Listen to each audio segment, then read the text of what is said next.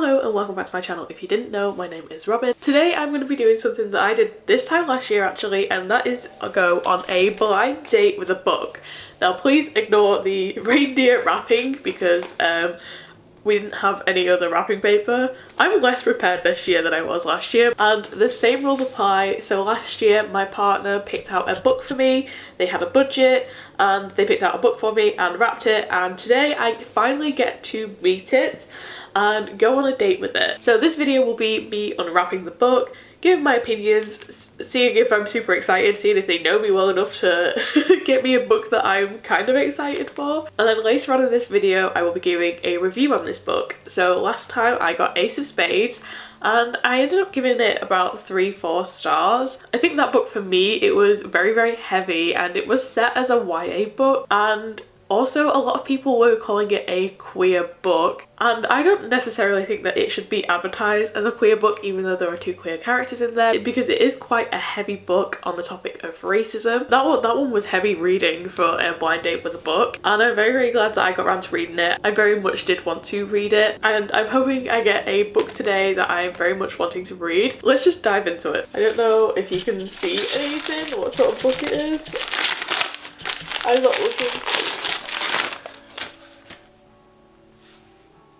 I am so excited to read this. My partner did say that the front cover was damaged, so we do got a bit shiny, but this is like queer pirates and mermaids and like all that good stuff. This was also on a list because I have just finished Our Flag Means Death, and it was the best thing I think I've ever watched in my entire life. You know, it was incredible. So this was on a list as well forever and a half ago of like things to read if you're missing Our Flag Means Death, and I need like something to fill the void. Pirate Florian, born Flora, has always done whatever it takes to survive, including sailing under a false flag on the Dove as a marauder, thief and worse. Lady Evelyn Hayes-Garwer, a highborn imperial daughter, is on board as well, heading to an arranged marriage she dreads, but her one-way voyage is interrupted when the captain and the crew show their true colours.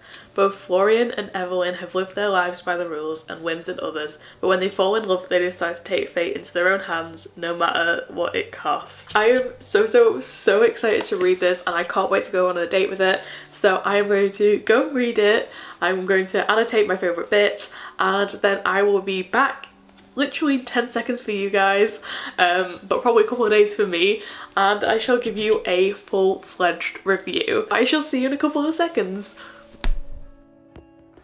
And it is now a couple of days later and a bit of a decrease in quality because I forgot to charge my camera, and here we are. I have read The Mermaid, the Witch and the Sea, and here is my review on it. I gave this book a 3 stars. I was very excited to read this because I have been very obsessed with Our Flag Means Death. I think it might be one of my favourite shows of all time, and so I was very excited to go on a date with it and sort of fill the little hole that I had for that show.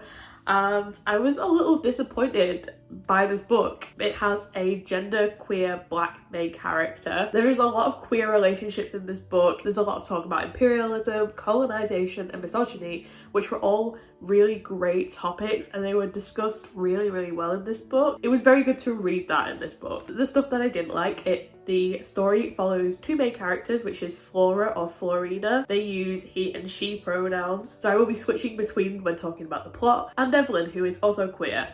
And it is about their romance and them coming together and finding each other. Evelyn is this like posh rich girl, and she is sold off to a man that she has never met, and she is forced to wed him because their family is becoming poor. And she talks about how this is a tradition for people of their status to do. Obviously she's not very happy about it because she doesn't want to marry this person. She has a romantic relationship with her maid at home. We also have the perspective of Flora, who works on a pirate ship to the nameless captain, and he's sort of infamous and like most wanted because he drinks mermaid's blood, which is illegal to do. It was sort of like a last option for him to work there, and she works there with her brother, and they both are together and are trying to save up to get out. I want to say the pacing of this book is non-existent. I want to say it's not very well done, I don't think, in my opinion. Because the 2 main characters, Evelyn and Flora, meet each other, I would say probably like 100 pages in, and they sort of fall in love immediately. There is no build up to that either. Florina has been told by the nameless captain, hey, you're my best person on the ship. Can you go and watch out for Evelyn, please, just so the gross other guys don't get to her first. The nameless captain has a plan to put all the passengers on board and basically sell them off into slavery, make them a lot of money. So he asked Florina to watch out for Evelyn, and it's like, hey, you've got to make sure that she's fine before we lock them all away, and make sure that like nobody touches her so she doesn't know what's going on. So he becomes Evelyn's bodyguard. We don't see much romance building either, and when they kissed, it was quite a surprise to me because I thought that it didn't feel deserved. It didn't feel like, I didn't want a slow burn, but it also didn't feel deserved because the two characters just sort of met each other and there really wasn't a build-up, there wasn't any connection, there wasn't anything gritty in there to say that these two weren't attracted to each other. It was a very strange read from that perspective. So they make a plan to escape the ship. This probably happens in the first sort of like 100 pages, and this is 400 pages long. What I would assume would be the main storyline ends up just being a tiny section in like the entire story. As they escape, they end up going to an island, and Florina has been taken to a witch because she is sick. And this witch heals her and tells her, hey, you can be a witch too. And during this time, the witch has sold Evelyn to her future husband and basically tips him off and said, hey, by the way, your future wife is staying with me. And so Evelyn is taken away. We have another crisis plot. I think I wanted to include this storyline because by the end, it doesn't make sense with the rest of the story. We spend quite a lot of time with Flora and this witch. And this witch basically is like, hey, I can teach you to become a really strong and powerful witch.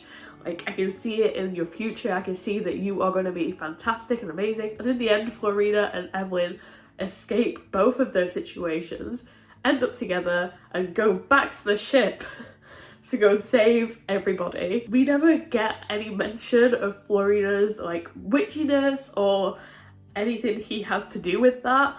So it is very confusing because we spend so much time and it feels like such dedication to spend so much time in this situation with them both apart, and nothing ever comes from it. And I think I really struggled because it was quite a boring bit of the book, that bit, and I think that was definitely the longest. I think I had the most fun when they were on the ship. This is classed as a YA, but there are some quite gory things that happen in this book. I think being hyped for this book might have shot me in the back a little bit because I was super excited to read this, and it's just kind of a shame because it was just the pacing issues were really something that tripped me up while reading this.